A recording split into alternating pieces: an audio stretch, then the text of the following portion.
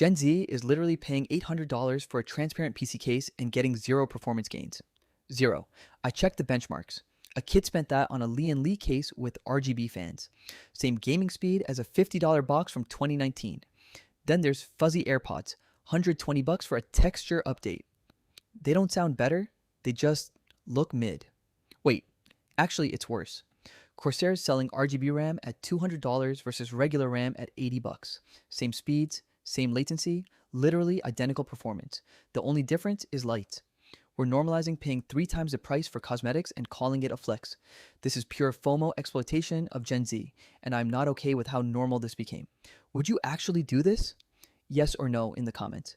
Facebook has a behind the scenes version of this. Search Zapped on Facebook Reels.